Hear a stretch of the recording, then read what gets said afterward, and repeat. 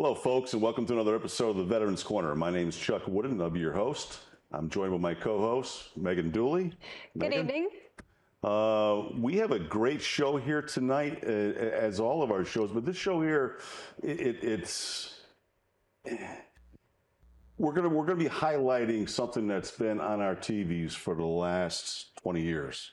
20 years, and that's the Afghanistan-Iraqi war. We have David Vieira. He's the chairman and president of the Afghanistan-Iraq Veterans War Memorial Fund. David, thank you. Thanks for having me. It's a pleasure to have you here. Can you start off by just telling the viewers, what branch, how long you served? Yep, so I was in the Army, National Guard. Started out in Connecticut, ended up in California. I was a sergeant in a medevac company. We deployed to Afghanistan 2010 to 2011. And then I moved back to Connecticut at the end of my service. On behalf of the viewers, the folks here at the Veterans Corner, we want to thank you very much for your service. Thank you. That was, obviously, we've seen what these two wars, these conflicts, whatever they're called nowadays, have entailed, and we really appreciate what you've done and where you've been. Thanks. This is a monument that's, we should say it's, we were talking earlier, and they usually sit with 10 years afterwards. I am with the opposite thought. I mean, it's long overdue. We shouldn't be waiting 10 years for a monument, a memorial honoring those that were where you were. So let's jump into this. Yeah, actually, you know what? One thing that I wanted to mention, it was the mugs, right? We wanted to mention the mugs, and only because we want to recognize our sponsors. And these mugs here, we have them for the regular viewers that have been watching this show for a while. You know that they've been blue for the last 10 years, and also left-handed. Now we finally got right-handed mugs, which are nice. And we have the VFW out of Hartford, post 254, and we recognize them on the back since they donated 90% of the funds needed for these mugs. That's an incredible amount. Yeah, it was. I'm not going to say how much it was, but it was up there. And also a good friend of mine, Bruce Kaczynski, he donated the remainder amount so we can have these mugs. And we do give these to all our guests. So that's yours to take home. Appreciate it. I was going to say, I don't know if it's the specific sponsors, but the water does taste especially good out of this. So. Well, it's a VFW. VFW. I mean, you're a member. I'm a member.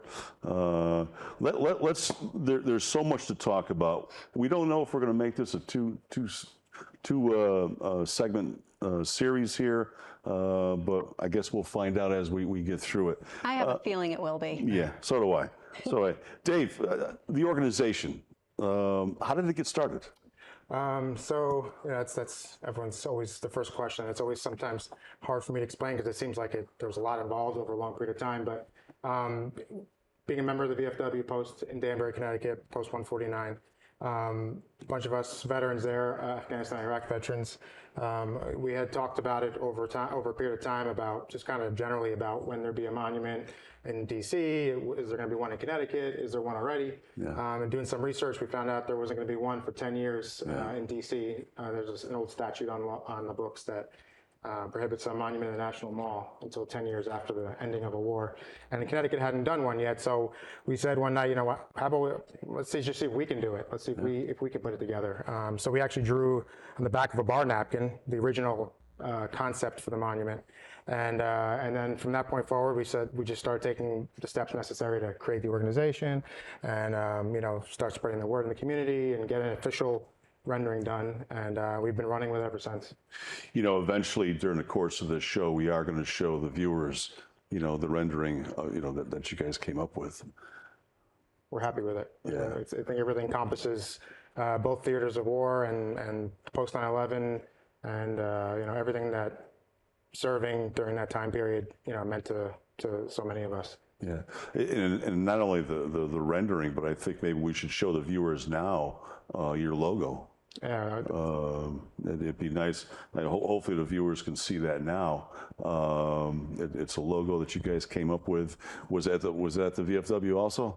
yeah, that was a little bit later than the monument on the Yeah. napkin. That was our historic moment there, I say we have to call it. But yeah, it was a group effort. You know, I have a great team of veterans that are working on this project, and we wouldn't be here without everyone working hard and getting things done. Well, after those that have been through things that you've been through, there's a passion there.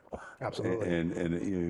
And not it's also you need backup from those that weren't there. Right. Support. Absolutely. Support, and there's a lot of folks that are not veterans who belong to the VFW. Yeah. And the auxiliaries. And the same thing with the American Legion, and they're there to support those that have been there. And without them, a lot of things, I shouldn't say wouldn't get done, but it's made things easier, as I'm sure it's made things easier for you at the VFW. Absolutely. Yeah. I mean, the group of veterans and within this organization are we're driving the effort. But if it wasn't for everyone in the community and shows like this and other organizations that have reached out to help us, I mean, there's no way we would. I mean, maybe we'd get there because veterans are stubborn and we're not going to give up. But it would take us a lot longer than this will, with the support of the community and the state and the government officials and local businesses. And I mean, it's really been incredible to see the amount of support we've gotten from kind of every angle that we've approached the fundraising and stuff. We've been doing this show, like I said, I started this in 2013. We've taped, I don't even know what it's been now. It's well over 270 episodes. And one thing that we've learned is that, no matter where you're from, what corner of the state or country for that matter, people rally. The folks out in the community rally to help the veterans and the veterans' causes, which is obviously it's heartwarming. Yeah. So. And David, I'm personally shocked to find that rule in the books that you have to wait 10 years before a war's completion in order to commemorate it. Yeah. And I'm sure this is information to a lot of people listening right here at the Veterans Corner. But you also said the support and people have rallied for this memorial. So what has the feedback been like when you pitched this? What have people been saying? I mean, I think the initial reaction is kind of like along the lines what you're saying is like, why do you have to wait 10 years after war ends and for something to be built in Washington, D.C., or I thought there was already one here, or, why doesn't the state have one, or, and once we get past the initial maybe shock of it, they ask, what can I do to help? And it's really incredible. There's 99.9% of the people that I run into that ask about the project are thinking along the same lines. They want to be there. They want to be a part of it. They want to contribute, or they know somebody who they think can help. So it's amazing. And you explained to us why you chose to take on this project, but what for you, how has this project been fulfilling on your journey?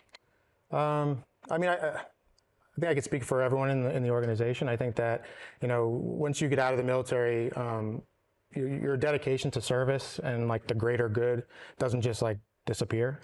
So, to kind of be able to focus that training and that energy and that experience on another task or another mission, so to speak, is, I think, a good thing for veterans, and that's kind of what this has become for so many of us. And me personally, I can say that for sure. To kind of take that excess energy and direct that line of thought towards a specific goal, and then to have a goal that we know will affect in a good way every veteran that comes across it or hears about it. I think that if they haven't said so out loud, I think that most Afghanistan, Iraq veterans are waiting for something like this to be done, to a permanent tribute to their service and their sacrifice. And would you say that was the mission of the Afghan-Iraq Veterans War Memorial? Yeah, absolutely. It's we want to provide a permanent symbol of recognition from the community and the state and the country really that they served and sacrificed for. It's a great way to pick those up that have served. When they drive by the monument, there's a great sense of pride. There's a great sense of pride without that monument, but when they see the monument, it's I was there. Yeah, absolutely. And I think it's more for the veteran even than the public. I mean, I think it's good the public, to see as a symbol for them to remember. Maybe you lose touch with things after a certain amount of time when things in the past. But I think for the veterans to be able to have a place to take their family, their loved ones, to kind of bring them to like a physical tribute, or for them to their family members that sacrificed as well while they were serving overseas, for them to see something like that, to be able to go somewhere and have like a moment of connection in a certain way to their loved ones' service and time away. It's a history lesson. Yeah, in a big way, yeah. And you can't take that away. It's a monument. It's a permanent forever. picture, and it's there to remind and remember. You talked a little bit about the people who have rallied behind you, but let's talk about your organization as a whole. So who is involved in it?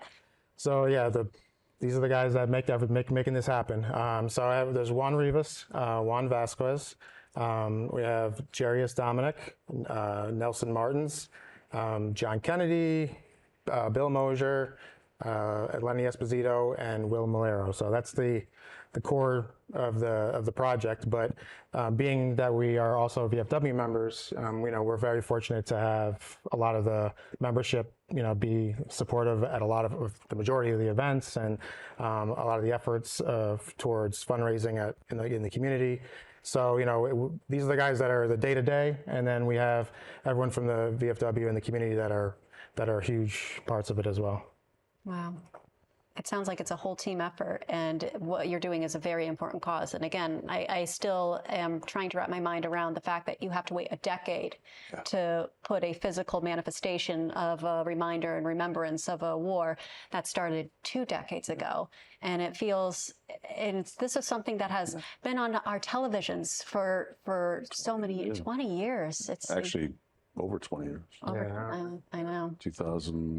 End of 2001. Yep. Early 2002 was really like kicked off, but yeah. And to make it clear, that law that's for the mall. Right. For the mall, the National Mall down in Washington D.C. And that's why up here, you're able to do that now. Absolutely. Which is when it needs to be done. Yeah. Just because that has a rule or restriction there, which maybe made sense at the time, and maybe it does today, and I don't agree with it, but that is what it is. There's nothing in Connecticut or any state that I know of that has that restriction. So, we're going to do it here, and we hope that it may inspire other veteran groups and organizations to try to do this in their states. I think if we can get one in every state before I get one in DC, then it's like, mission accomplished in an even bigger way than we ever imagined from the first day we started. So it's a great thing. We're talking about once again, we'll go back to the ruling, the law down on the National Mall. I remember, I was in the Navy from 79 to 83, active duty out of Norfolk. Occasionally we would drive up when we were in port to DC area.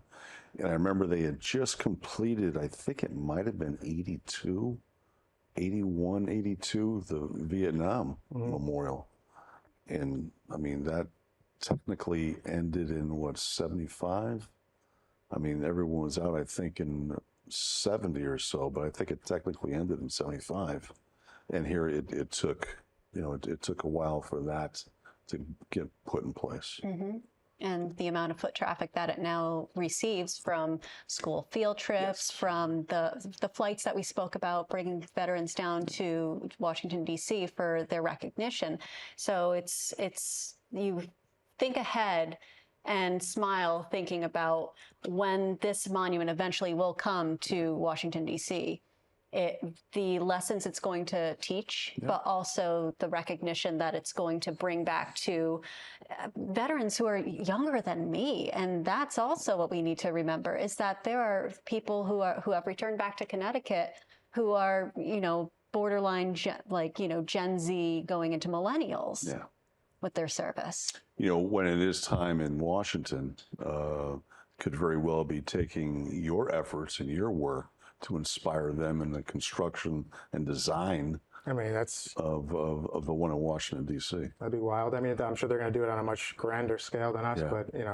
but anything we can do to to honor these veterans, their service and their sacrifice now. We took them out of the picture. We took Washington out of the picture. Everybody else out of the picture. We're going to do what we have to do for our guys here, and that's what we're doing. Exactly. Well, it's important. It's important not to wait till 10, 15, 20 years down the road.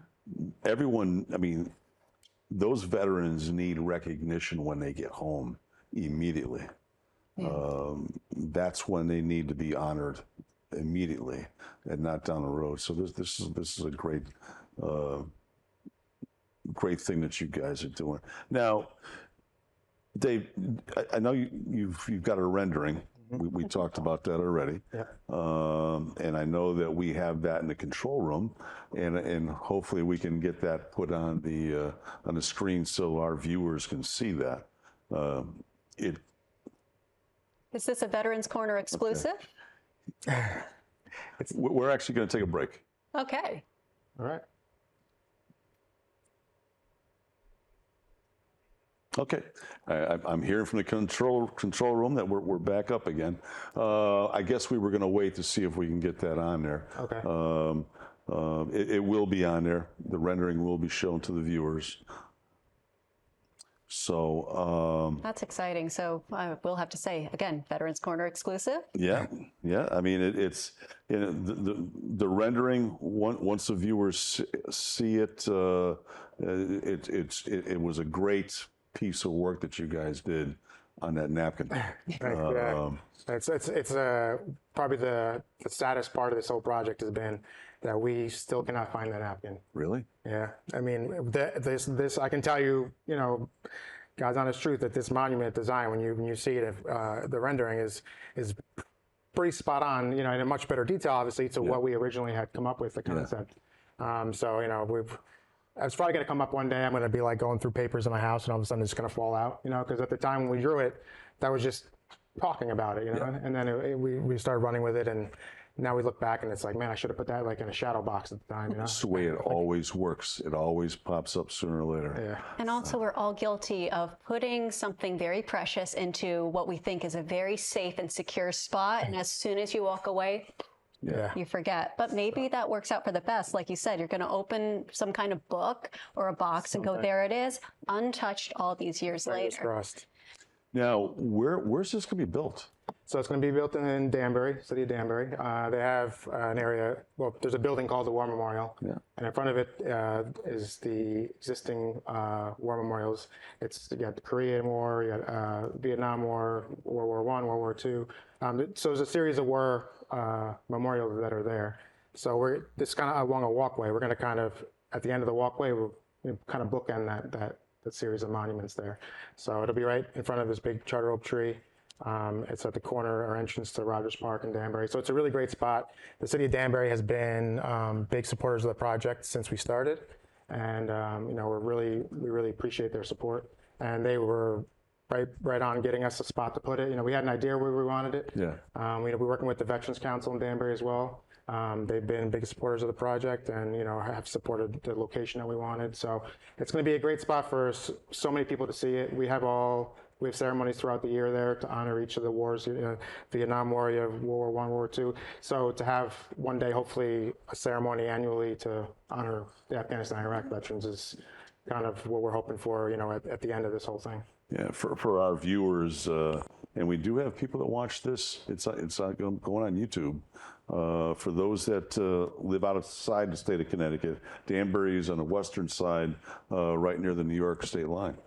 Yeah. So it's right on 84 too. So for our neighbors in New York, Pennsylvania, it's a hop, skip, and a jump into Danbury. Absolutely. You'll be able to see this once it's is there a projected date that you'd like to see? So I mean, we were shooting for the stars from the get-go. So we had said we were hoping for Veterans Day 2023. Yeah.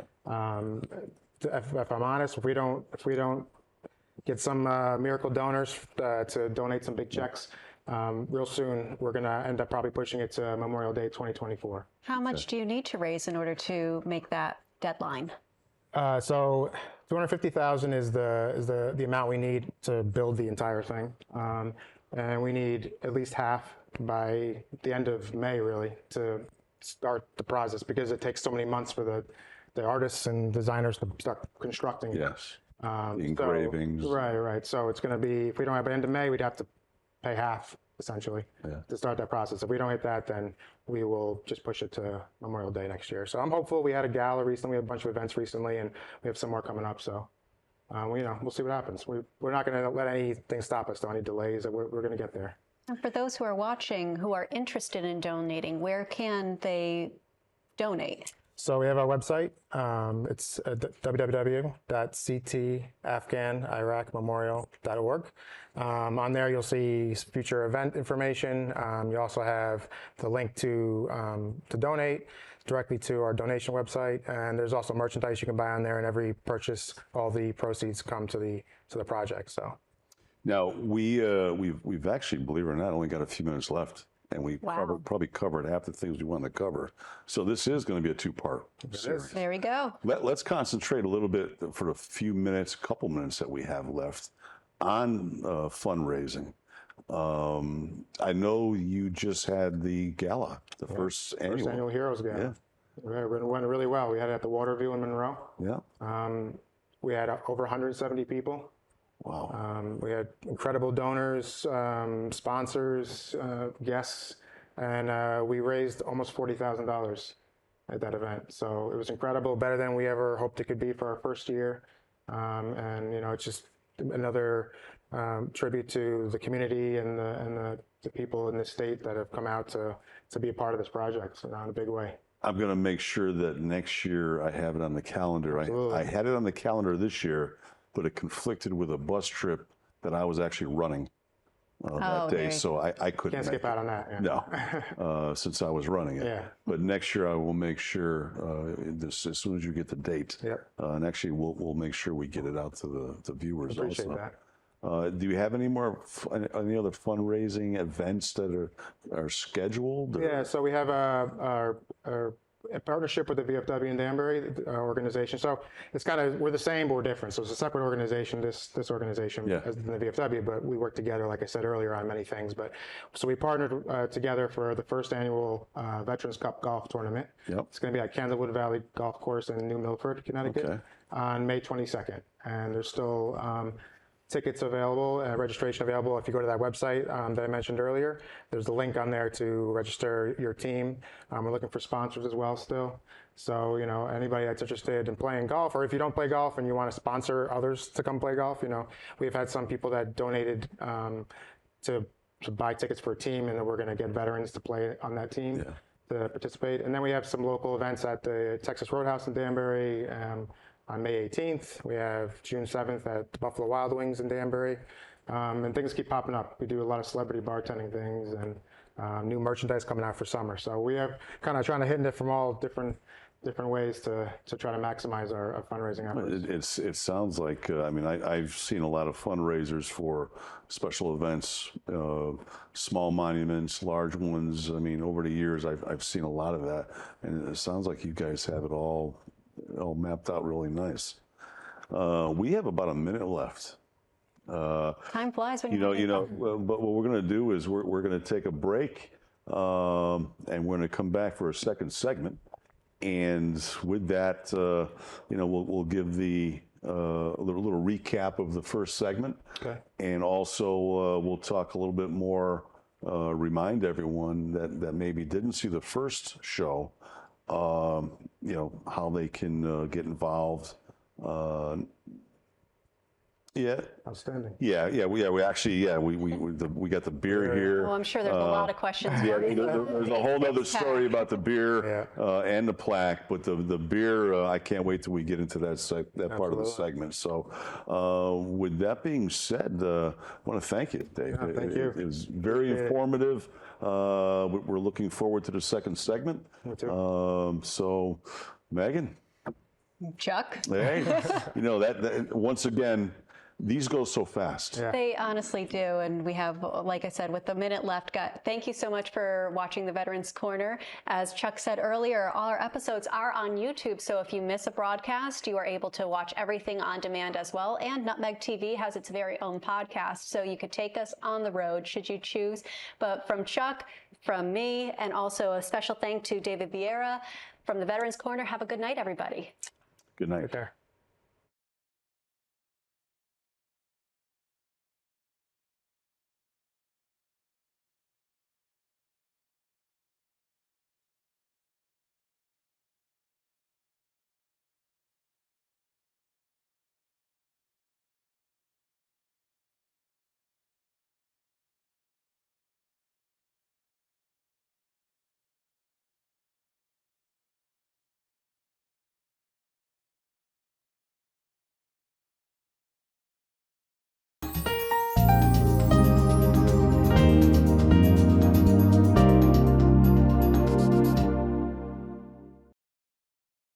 Riverview Apartments is Bristol's two-time beautification award-winning residence community for adults age 55 and older. They offer 1 or 2 bedroom apartments with modern appliances, air conditioning, wall-to-wall carpet, and tiled floors. Both heat and hot water are included. Riverview also offers a wide range of activity rooms that include a billiard parlor and a spacious community room. It is handicap accessible with safe, secure parking for tenants and ample off-street parking for visitors. 860-940-6757 or riverviewbristol.com.